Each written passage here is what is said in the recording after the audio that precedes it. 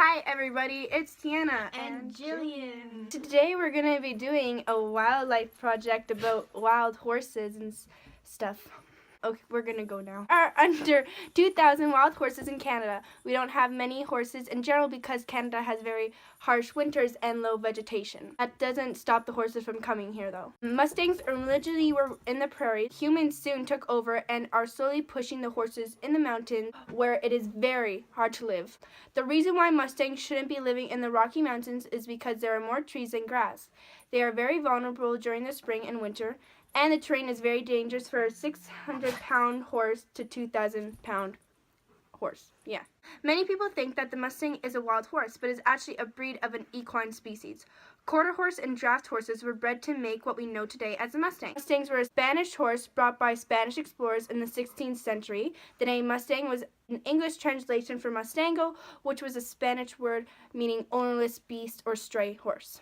Hold your horses, because we're going to be doing an evolution of the horse.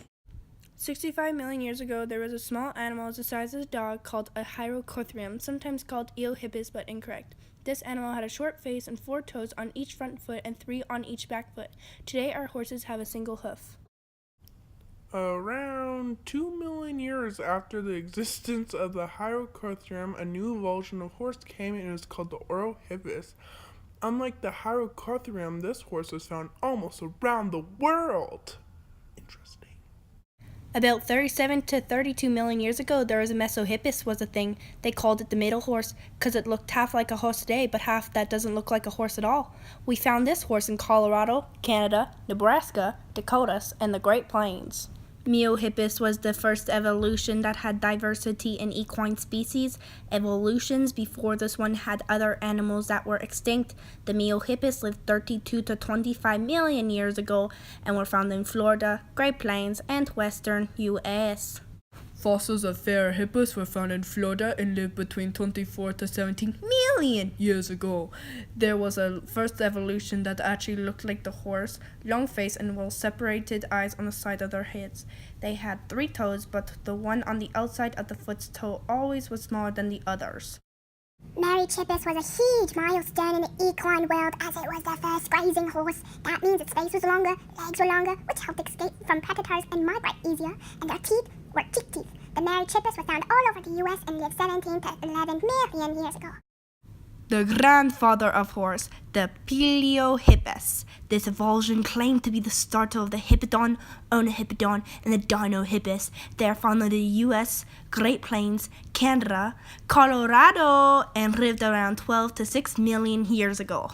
Dinohippus was thought to be the closest relative to the equus, aka horses, asses, and zebras. They were found in Upper Middleton and North America around 13 to 15 million years ago. Equus is our most recent evolution, starting from 5 million years ago to now. The horse has been domestic for 3,000 years, being used for farming, transportation, and mainly now, sport. Over many years, the human has tamed this wild beast. There are 1,000 different breeds of horses, and they all come in different colors and sizes. A pony is classified under 14.2 hands high, and 14.2 hands high up is a horse or a draft. A hand is a 4 in Tackman. We see people all around doing different genres of horse riding, but the most common is show jumping. You can watch show jumping Olympics as it's a very complex sport. Horse riding isn't just a physical challenge, but a one-to-one as well. The amount of time and dedication you need is unreal. There are so many little things that you need to watch out for riding a horse because one small mistake can lead to serious injury or even death. Most people think that all horse riders do is sit on the horse, but it's actually a mental challenge to try to speak a different language with a wild animal. You can't just tell a horse what to do because they won't understand you. You need to only speak with the way you use your body. Remember, they have a mind of their own. Habitat and behavior. Mustangs eat mostly grass, but will feed on leaves, twigs, and even tree bark when there's no grass to be found. During the winter, they need a place that their herd can thrive on, meaning lots of grass and easy access to water sources. They also need shelter, so a place with trees help. Other than that, Mustangs are very hardy. In every herd, there is one stallion, mares, and their foals. Their stallion will stay at the back of the herd to protect and warn the other horses if there are any danger, and the head mare will drive the herd. Foals stay in the middle of the herd to be safe. The mares will show who is stronger, and the one that is the boss gets to be head mare. She controls where the herd goes to eat and sleep. Once a foal comes to 2 years of age, they are called a colt for a male or a filly for a female. Once the foal turns a year, they are called yearlings, no matter what gender. The horse is over 5, they turn into mares and stallions. Horses seem to appear happier when they are in a group. Some even seem affected or depressed without a company. A horse's reaction is to run away regardless of the danger because of their blind spots and the difficulty in judging distance with one eye. Horses may spook when confronted by sudden movement or unfamiliar object. Roaring can be a sign of fright, while biting and striking with a foreleg are signs of aggression rather than fear. Oh, I messed up so many times. It's okay. Foaling time. Horses mate in the end of spring and are pregnant for 11 months, usually giving birth in late winter, spring, and summer. When the colt turns into a stallion, either he has to challenge the head stallion to fight for the herd or he leaves the herd.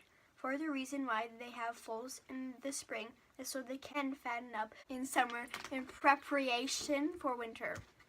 Physical appearance. In the fall, horses grow a very thick winter coat for winter. In the spring and summer, they shed it off so they don't get too hot. Unlike domestic horses, the wild horses don't need to get groomed by humans because their friends will actually clean each other. The wild horses are constantly running on rocks and hard surfaces, so their feet naturally get stronger and more durable.